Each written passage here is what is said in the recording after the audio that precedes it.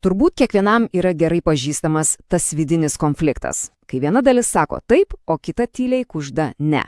Šiandien kaip tik ir panagrinėsime, kaip atpažinti šiuos vidinius signalus ir juos suprasti. Neįsivaizduokime situaciją.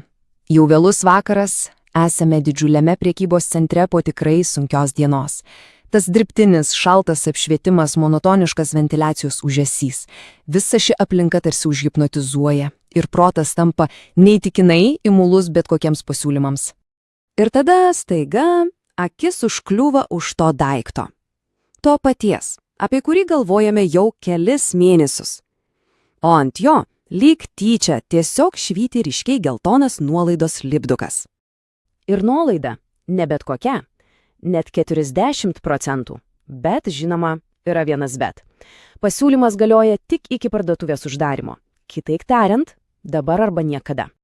Būtent tą akimirką mūsų viduje ir prasideda kova, tikriausia dviejų balsų dvikova. Galima tai pavadinti tiesiog prekybos centro hipnoze. Ir kas čia įdomiausia, tai tas milžiniškas kontrastas tarp šių balsų. Vienas tiesiog rėkia ausyje, o kitas yra vos girdimas šnabždesys. Taigi, pabandykime išnarplioti šį vidinį dialogą. Kad būtų paprasčiau, duokime šiems balsams vardus. Vieną pavadinkime ekranu, o kitą projektoriumi. Gerai, tai kas yra ekranaras? Tai panikos balsas. Jis visada kalba greitai, logiškai, apeliuodamas į didžiausią baimę prarasti progą. O projektorius jis visai kitoks. Tai aiškumo, ramybės balsas.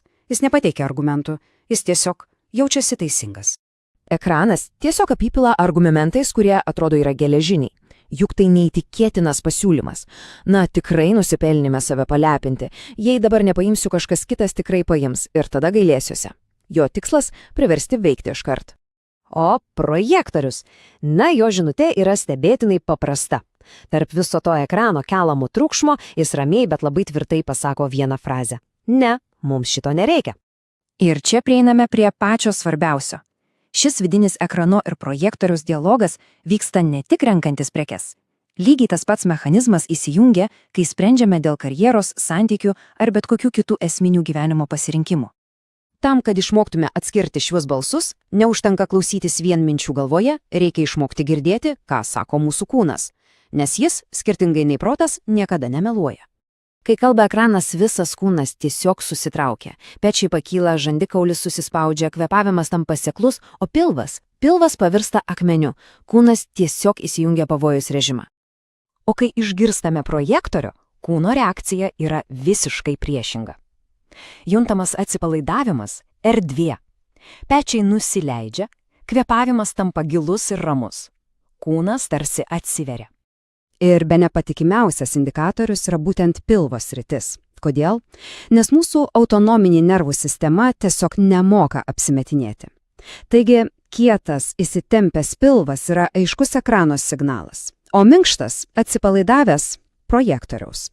Gerai, jau mokome atpažinti kūno signalus. Dabar metas pakalbėti apie tai, kaip išorinis pasaulis išmoko meistriškai jais manipuliuoti. Ir tai vadinama skubos spąstais. Šiuolaikinė rinkodara, o kartais net ir įvairūs gurų, puikiai išmoko imituoti ramią projektoriaus kalbą. Bet yra viena smulkmena, kuri juos visada išduoda. Ir ta smulkmena – tai skuba. Ar teko girdėti kažką panašiau į klausyk savo vidinio balso, bet mūsų ypatingas pasiūlymas galioja tik iki vidurnakčio. Štai čia ir yra tie spąstai. Kalbama lyg ir projektoriaus žodžiais, bet įjungiamas ekrano laikmatis. Ir čia prieiname prie auksinės taisyklės, kurie verta įsiminti visam gyvenimui. Tikrasis giluminis vidinis signalas. Jis niekada neskuba, juk amžinybė neturi galiojimo termino. Gerai, visa tai skamba logiškai, bet ką daryti praktiškai, kai atsidurėme toje situacijoje? Atsakymas yra stebėtinai paprastas ir veiksmingas metodas – 3 sekundžių perkrovimas.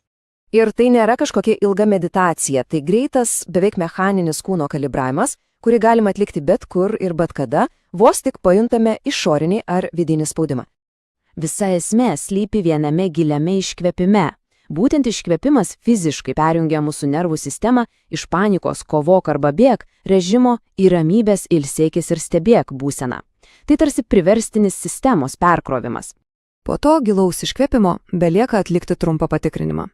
Jeigu pilvas kietas ir jaučiame spaudimą skubėti, tai akivaizdus ekrano signalas. Ką tokiu atveju daryti? Absoliučiai nieko. Tiesiog leisti panikos bangai praeiti. O jeigu pilvas minkštas ir viduje jaučiamas aiškumas, tai projektorius. Ir tai yra žalia šviesa veikti. Ir galiausiai, visas skirtumas tarp gyvenimo, kurį valdo impulsai ir aplinkybės, ir gyvenimo, kurį kūrėme sąmoningai, slypi toje mažytėje vos 3 sekundžių pauzėje tarp stimulo ir reakcijos. Klausimas lieka tik vienas – kaip mes tą galią panaudosime?